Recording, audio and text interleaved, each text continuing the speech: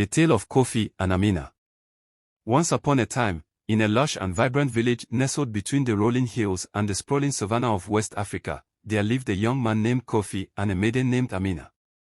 Their love was as deep and eternal as the ancient baobab trees that stood watch over their land. Kofi was a skilled hunter, his presence as commanding as the lion he respected. Amina was renowned for her beauty and grace, but it was her kindness and wisdom that truly captivated all who knew her.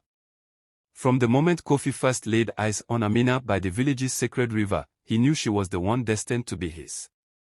Their love blossomed like the vibrant flowers that adorned their village. Kofi would often bring Amina gifts from his hunts, exquisite feathers, rare herbs, and the softest pelts. Amina, in turn, would weave him garments with intricate patterns, each thread a testament to her love. But fate, as it often does, had its own plans. A dark and foreboding cloud loomed over their joyous lives. A terrible drought struck the land, and the once bountiful river began to dry up. The village, which had always been blessed with plenty, faced hunger and hardship.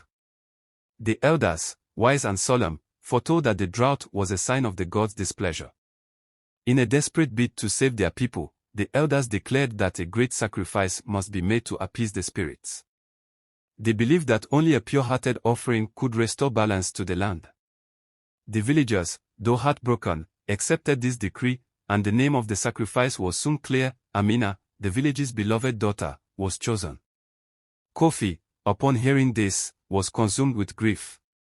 The thought of losing Amina was unbearable.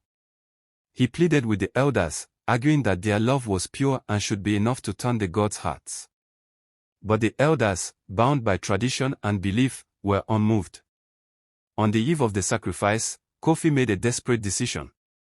He took Amina's hand and led her away from the village, into the heart of the savannah, where the spirits were said to dwell.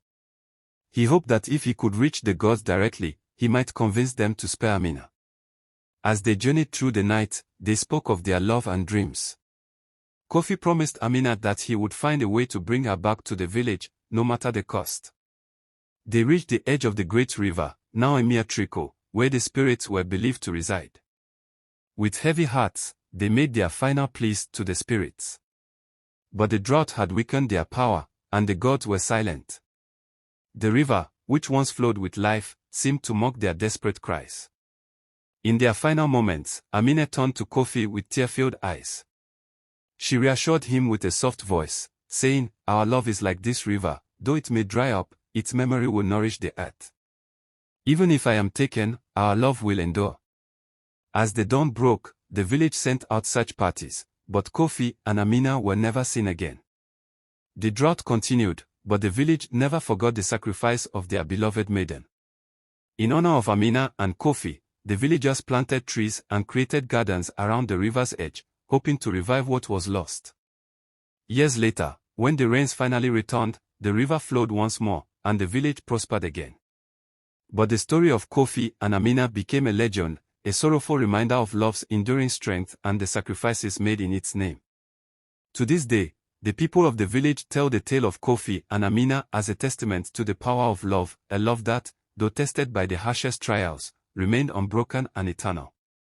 And every time the river's waters dance in the sunlight, the villagers remember the lovers who gave everything to save their home, believing that their spirits continue to watch over the land they cherished.